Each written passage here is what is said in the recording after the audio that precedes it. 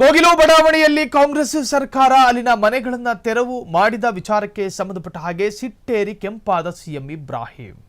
ಮಾಜಿ ಕೇಂದ್ರ ಸಚಿವರು, ಮಾಜಿ ಎಂಎಲ್ಸಿ ಸಿಎಂ ಇಬ್ರಾಹಿಂ ಕೋಗಿಲು ಬಡಾವಣೆ ತೆರವು ವಿಚಾರಕ್ಕೆ ಸಂಬಂಧಪಟ್ಟ ಹಾಗೆ ಸಿಟ್ಟೇರಿ ಕೆಂಪಾದ ಸಿಎಂ ಇಬ್ರಾಹಿಂ. ಮಾಜಿ ಕೇಂದ್ರ ಸಚಿವರು, ನಿಮಗೆ ಅಧಿಕಾರ ಬೇಕಿದ್ದಾಗ ಮುಸ್ಲಿಮರ ಓಟು ಬೇಕು,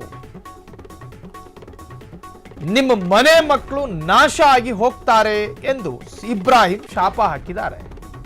ಬಾಣಂತಿ ಮಹಿಳೆಯರ ಶಾಪ ತಟ್ಟೇ ತಟ್ಟುತ್ತೆ ಎಂದ ಇಬ್ರಾಹಿಂ.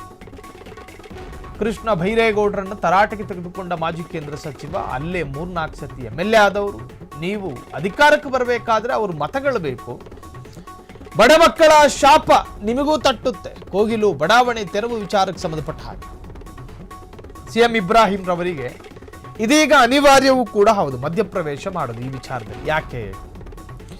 ಹೊಸತೊಂದು ಪಕ್ಷ ಅವರಿಂದಲೇ ರೂಪಿತಗೊಂಡಿದೆ.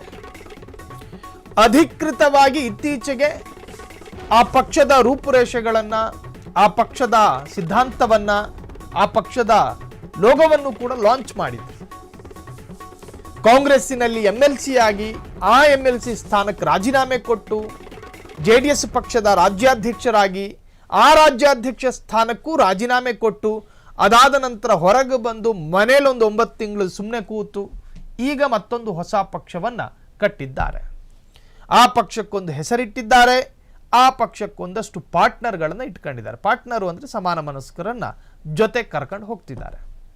ಇನ್ನು ಈ ಪಕ್ಷ ಮುಂದಿನ ವಿಧಾನಸಭಾ ಚುನಾವಣೆಯಲ್ಲಿ ಸ್ಪರ್ಧೆ ಮಾಡುತ್ತಾ ಅದು ಬೇರೆಯೇ ವಿಚಾರ. 2028 ಅಂದರೆ 2026ರಲ್ಲಿ ಇದು ಧ್ವನಿ ಸ್ವಲ್ಪ ಇದರ ಧ್ವನಿ ಜಾಸ್ತಿ ಆಗಬಹುದು. ಆಗ ಗೊತ್ತಾಗುತ್ತೆ ಇವರು ಕಂಟೆಸ್ಟ್ ಮಾಡ್ತಾರೋ ಇಲ್ವೋ ಅಂತ.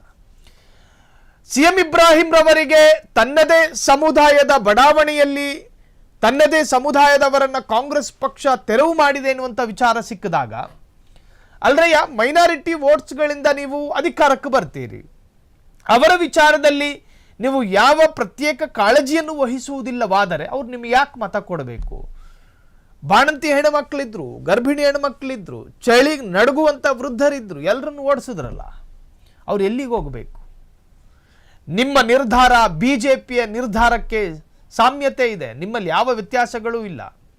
ಉತ್ತರ ಪ್ರದೇಶದಲ್ಲಿ ಯೋಗಿ ಆದಿತ್ಯನಾಥ್ ಏನು ಬುಲ್ಡೋಸರ್ ನೀತಿಯನ್ನು ತಂದಿದ್ರಲ್ಲ, ಹಾಗೇನೆ ನೀವು ಕೂಡ ಮಾಡ್ತಿದ್ದೀರಿ. ನಿಮ್ಮ ಇಬ್ಬರಲ್ಲಿ ವ್ಯತ್ಯಾಸ ನನಗೆ ಕಾಣ್ತಿಲ್ಲ. ನನ್ನ ಸಮುದಾಯವನ್ನು ಬಳಸಿಕೊಳ್ತೀರಿ, ಅಧಿಕಾರಕ್ಕೆ ಬರ್ತೀರಿ, ರೂಲ್ ಮಾಡ್ತೀರಿ, ಆದರೆ ನನ್ನ ಸಮುದಾಯವನ್ನೇ ಹಿಂಡಿ ನೋಡುವ ಅಥವಾ ಗಿಂಟಿ ನೋಡುವ ಪ್ರಯತ್ನಕ್ಕೆ ಯಾಕೆ ಇಳಿತೀರಿ? ಅವರ ಸಂಕಟಗಳನ್ನು ಅರ್ಥ ಮಾಡದ ಹೊರತು ನೀವು ಮುಂದಿನ ಬಾರಿ ಅಧಿಕಾರಕ್ಕೆ ಬರೋದಿಲ್ಲ. ಸಿಎಂ ಇಬ್ರಾಹಿಂ ಹೇಳೋದಿದು.